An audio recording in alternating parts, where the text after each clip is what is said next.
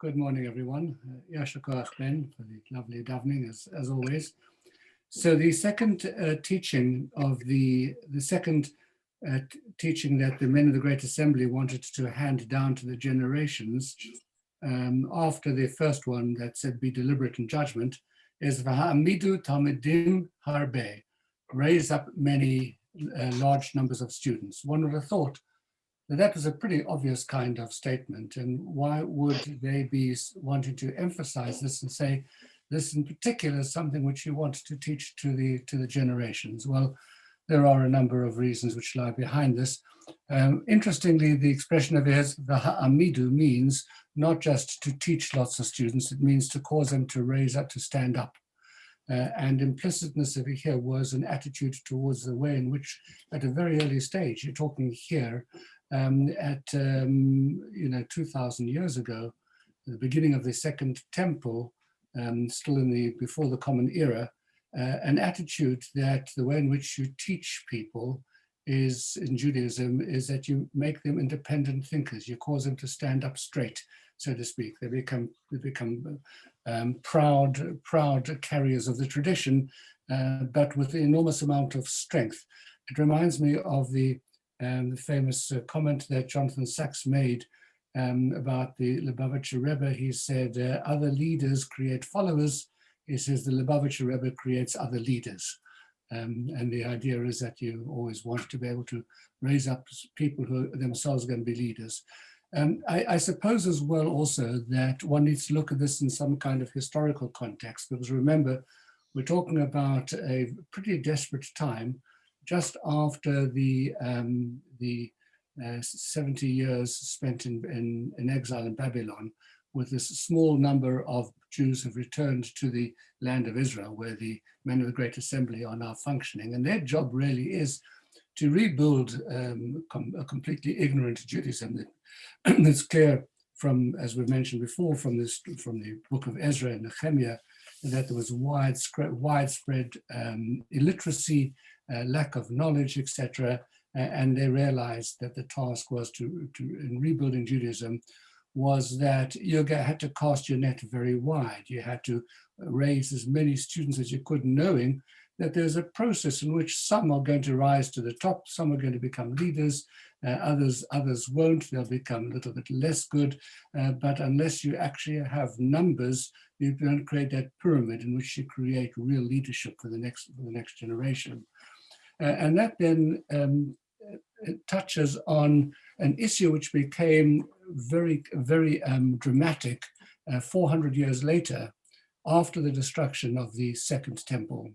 In the famous episode that is described in the Talmud, on the day in which Rabban Gamliel was deposed as the leader and Rabbi Elazar ben Azariah took over. And this is the story that is referred to in our Haggadah, by the way, when Rabbi Elazar ben Azariah says that I was only 17 years old, but I was like a man of 70 because my hair turned gray overnight, my beard turned gray overnight. That was when he was installed as the new leader of the Sanhedrin after having deposed Rabban Gamliel. Rabban Gamliel was a very great man, and but he had some pretty fixed ideas about education and about the nature of the Sanhedrin, and he wanted to retain a certain kind of exclusivity to those who would be. He was a purist. He wanted only the very, very best. He wanted to create an elite, and therefore he had a rule that the only people who could actually be admitted into his yeshiva was somebody whose tocho was kabaro, is the way in which the Talmud puts it. His inside was like his outside. In other words, he was a completely, deeply consistent person, and you could see that there was a person of enormous quality.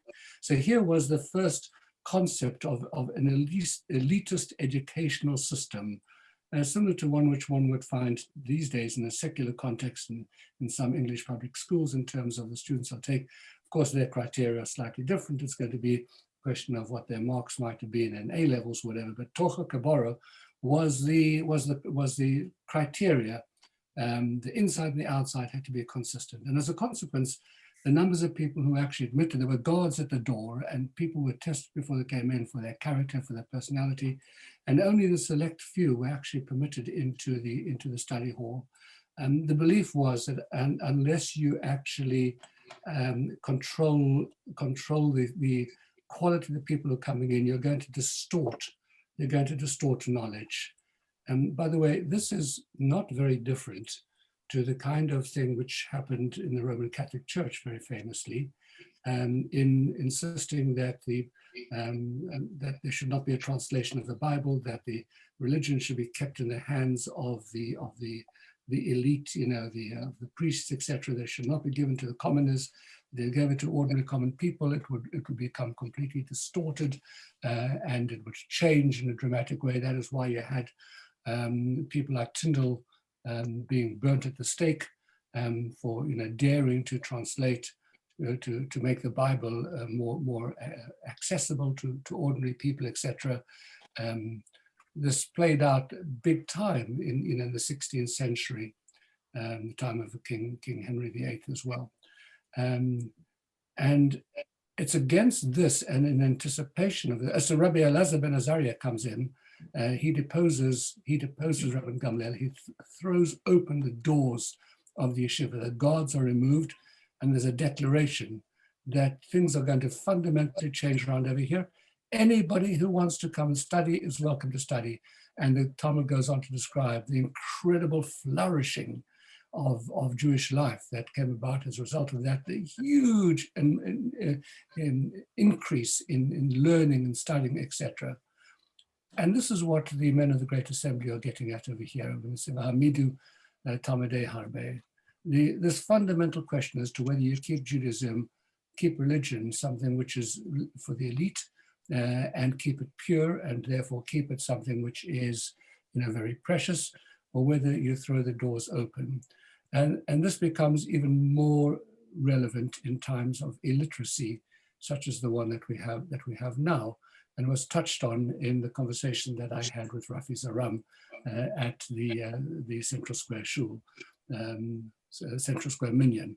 The question of how one actually makes Judaism available to an illiterate generation, people who can't actually pick up a book and access the words because they don't have the fundamentals of either a framework of knowledge or an ability to engage with the Hebrew text, because they can't read Hebrew.